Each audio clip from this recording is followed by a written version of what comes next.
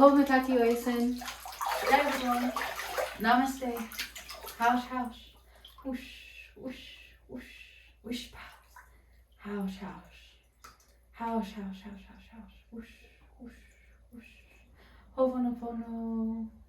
Ho'oponopono. Welcome home, my family, my brothers, my sisters.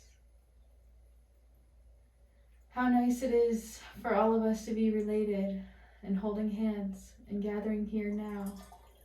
Thank you so much for showing up and being subscribed and putting in your generous effort of making this world a much greater place. So I've been wanting to talk about this very particular topic, and it's taken me some time to formulate my thoughts. And even then, I'm feeling like I'm still missing information. So I'm inviting you to please leave the information down below if you have any access to anything that I am forgetting in this video. And I'm absolutely serious. I am seeking to know the information, not to gather your personal information, etc. It is from a genuine wish of my own heart. If you will please share your own mind. If you seriously have anything to offer me, teaching me something that I'm missing in this, it will mean so much to me. So I guess as like a broad opening invitation, I will call this a discussion on old ancient civilizations. However, I guess that's not really the topic, because I'm kind of trying to create a framework where we're able to reflect and look deeply upon our ancient ways. And also being able to look at where we are now on the map and the trajectory of the way that things were natural, okay? Like the natural way, the ancient ways. And we have accessed a place of being in a powerful position where we have all of this technology working for us and operational systems working for us. And still I'm feeling slightly disturbed because I am feeling very alienated and separated and disconnected from ancient ways of expressing. One of my first ideas that come to mind of how we're disconnected is our people, we used to dance and sing together. It's in our bones, men and women. We can feel it, that there's like this old performance in our body, how we used to move and what different motions mean, the nonverbal expressions, right? Like different symbolisms that are universal. And also not universal at the same time, yes? So I have another interest of going another direction with this, because it seems like a majority of it is all under one substance, which is, electrical and power. And one of them is how we used to hunt and gather. Like we have it in our bones or our blood that we would gather things and we would save these for someone else and we would give these away. And that we were holding on to things just to give them away. We had things we really loved and we held on to and we gifted them. And yes, our bodies have the memory of hunting, whether it's for a life mate or something to eat, or hunting after something in the forest to gather, looking for water. So we are now in a world where we are no longer having to do this. However, there are other places in the world where we are still connected to gathering our water and purifying our water ourselves. And sometimes not even having access to the ability to have clean water. And also, not everyone is monitoring and micromanaging their water. Many people have no education about water. There's so much information that can be understood just about water and how it really heals us and is great for our brain is great for all of our entire system. It's really, really, really important, and more than you know. And there are different structures of water that contain chlorine, water that contains other micro bits of information or data or particles, different specifics. And some people have kits at home where they can test and know the exact precision of pH levels. And there are other things you can look for if you have more advanced test kits that are able to tell you and identify different things. I feel like there's a joke line here mentioning plankton, and if I can only have his device that he's trying to figure out all of the ingredients. So I'd like to have a machine like that, and I'm sure that there has already reverse engineered a device that is like this, some type of quantum computer, machine learning, that is able to dissect and tell you exactly every particle, proton, neutron, electron, all the things that are in there. And for me, that is absolutely fascinating, because imagine how many lives could be saved, or all of the great things that would happen from having such easy access to collecting that information and then being able to apply it to our everyday life. However, some people perhaps would rather not think of the things, much like some are not thinking about washing their hands and don't really value washing, and they don't like it. And for others, it is a ritual and a cleansing and a process that is very, very nurturing and nourishing to the entire well-being of the individual. I like to cross some things off. I am trying something new. This will help me. So the main other aspect, I keep trying to go around everything but that, because I'm always going there, right? AI, IT, it, the cloud, information technology, stealing and distracting our attention. Okay, so I'm concerned for our circumstances. And I guess I will go back to the electrical system that I keep avoiding. However, I cannot live without talking about this, because it's just affecting me in such a big way, or at least my thinking. And I'm wondering if there's other people thinking like me too, yes? Because again, we're very disconnected, and I am knowing that I am uneducated and that I am not knowing how to, let's say, pickle food. I don't really know any education of olden ways of preserving things. I know that some things are preserved with salt, and some are preserved with vinegar and things like this, or alcohols, depending on what it is. And again, I am not all knowing. I am still very much so, I would say, childlike, and still open for learning. So I guess to the power grid, okay, I'll attempt to just go quick. Refrigeration, as mentioned before. Lighting. How important it is to have lighting. How many of you have candles right now? How many of you are afraid of the fire and afraid of the candle? And how many of you really, really enjoy the night light? Washing clothes, heating our water. What about our sewer system? That's also a whole nother thing within itself. We're very disconnected from how we used to have to live, and how the way things were, how we were fertilizing the dirt and things like this. And now we are destroying so much land in exchange for building steel, for building metal, bronze, brass, concrete, Babylon, as some would say. And I have a lot of homework to do on what Babylon is before I'm feeling that that is the appropriate word for this time. Concrete jungle, I guess I can feel safe in building that. So we're busy building this, and we are not planting trees or plants and recognizing the importance of oxygen. It would not surprise me if there was an individual out there who was interested in exclusively harvesting trees just for their oxygen, that did not care to give the tree a hug, or would not appreciate all of the infiniteness that the tree is, such as when you chop it, how it shows how many rings for how old it is, the other many benefits that all the trees and plant life offers aside from just oxygen.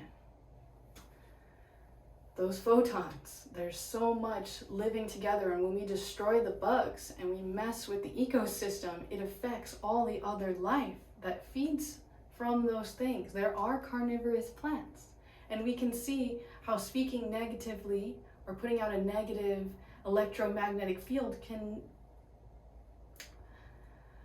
I'm trying to find a better word. I guess a polite way would say that it would drastically change the plant life. We've seen evidence of how we speak over a plant and how we ignore it versus another one. Same thing with studies of water and different expressions, and kind of like the double slit experiment and understanding like what's happening, and especially depending on the witness state and the intentions, or there's so many different vertebrae that could be composed into there. However, I'd like to finish up and stay really focused as best as I can. The heater seems to be one of the also most pressing things for me, because I'm living in a place where it's really, really cold. And so I'm imagining I'm in a position where there's no lighting, maybe there's no matches, and I have no education how to start a fire like this. I don't know that. I'm disconnected from old civilizations. I have no idea. What do I do? Okay. And so that creates like a different state of awareness of like, wait a minute. And then that shows like having access to appropriate garments and imagining how much work it takes to actually produce these garments, and how many garments are being wasted and ruined or just not even used, and just we're like overly producing and having all of this cause and effect. There's all these chemicals, there's all these energetic expressions, you could say. Like, let's say we have plenty of t-shirts, but people are still making them, and the people that are making them are so miserable, and they are feeling like a slave, and they have no faith, and they can't believe their life, and they don't understand why they're here and what's going on, etc. So I'm a believer of quantum mechanics and quantum universes and all these other amazing philosophical theories, string theory, all the great games of life. I'm kind of fascinated and witnessing and just watching it all. We can also move into the level of electrical appliances. So that might not be fun to think about. However, if you imagine how many electrical appliances are you using? Are you shaving your face with an electric beard thing? Are you making hot tea in an old school way? You got a microwave? How are you disconnected? How do you not know how to create your own food? Or notice how there's no more food outside for everyone to just gather. No one's really focused on that, even though that's one of the most important things in life, is sustaining life. And meanwhile, we are modifying our seeds and messing with the genetics of the natural, I'd like to call it a biome, like all of the expression of foods and how they turn out and what's edible, and then how we've changed those things. And in some levels it feels unright. However, I'm sure in the future we will know a lot more information about our eating habits, especially as we are currently experimenting with food coloring, starches, corn syrups, natural and artificial flavors, all of these things where we are messing with the technology and information of the body. It does not seem very intelligent. However, perhaps somewhere it was intelligent to just like add fluoridation. I'm not really sure. Again, I'm really not all clued into all the information. That's why I keep asking, like, if there's anything else that I'm missing that I do not have of listing of like other ways that we're disconnected. The food supply in the grocery store, of course, while we're there, gotta check that one off the list. Like how easy and simple it is to get food. And sometimes in other places, I've been in other places where it's not so easy to just get a gallon of water. It's not so easy to just go buy some kale. Like, there are dimensions of this world where just like those things aren't accessible or aren't natural to be there.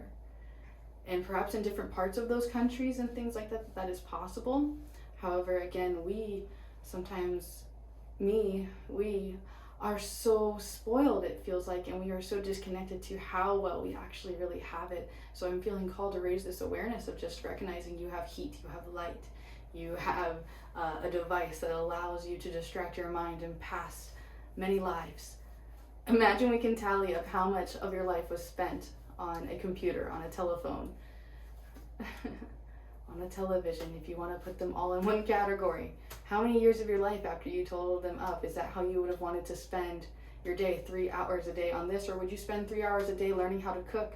Or 3 hours a day learning how to sing, or to play an instrument, or do something that you are saying, oh, I can never do this, I'm not good at this, and we just practice and we play because we keep having our name called by the interests of, what is this? And how can we do this? And tell me more. So, because we're so disconnected from our instincts and our original states of being, I am believing that in contribution with the way that our foods have been made. Basically, I'm joking of like anything that is not God made or is not natural and growing out of the dirt like this, okay, that it's like part of the union of that way, that it's like man-made because it's packaged, it has preservatives, it has different kinds of oils that you might not use. If you had access to the same ingredients, you might choose to put different things to form something together. And then I am standing behind that. Part of this is why there's also more weight gain, because all of our energy is not being used in the way that it used to be. We're going to create all of these artificial intelligent robots that are just going to do all of our jobs for us. The surgeon, the truck driver, we got these electric vacuums, so maids out. Like, I feel called more than anything to mention something else.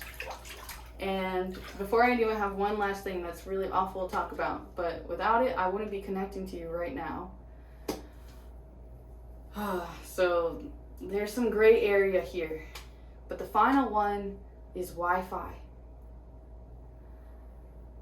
Imagine if I cannot contact my mom and dad and brother and anyone that I love that lives far away.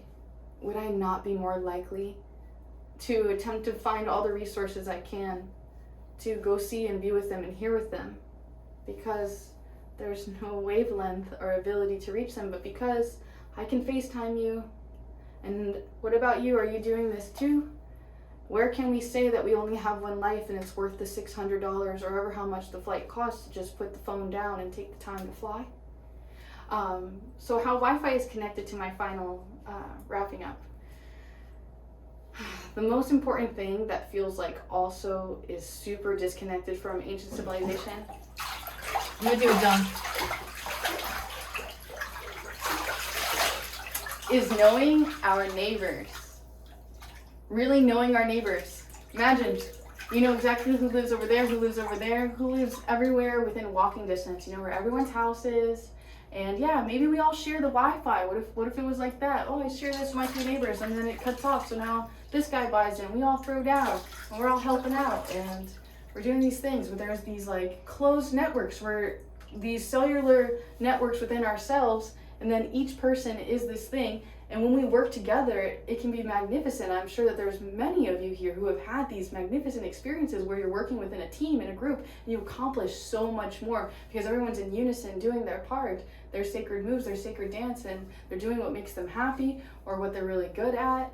And we're like architects almost, like building this universe together. So I'm attempting to redirect our attention to how important it is for us to have human connection, to have touch, to see each other, to hear each other, to be heard, to share our hearts, to connect one-to-one with each other, to share from the deepest of places who we are and how we feel and how we wish to change this world and what we have seen and what we're inspired to do, etc. I am still feeling like I am missing something that is not on the list. In what ways are we still so disconnected from old civilizations? I can think of one other thing, is what about the way that we bury each other now? We don't go near. It's not this intimate process that it used to be. I'm a big believer. I am called to be a death doula and to assist individuals begin their transition. it comes very naturally to me. And God has always put me in an amazing position where I'm in that position of assisting the person and I'm witnessing the experience of the complete transformation, which sometimes can be very overwhelming and very heart-pulling, because let's perhaps say it's you and my heart is pulling me and I'm compelled by love and I cannot help but cry, because sometimes I'm not wanting to ever let you go because you just mean so much to me. And still I know I have to still say I love you and goodbye and just honor my place here.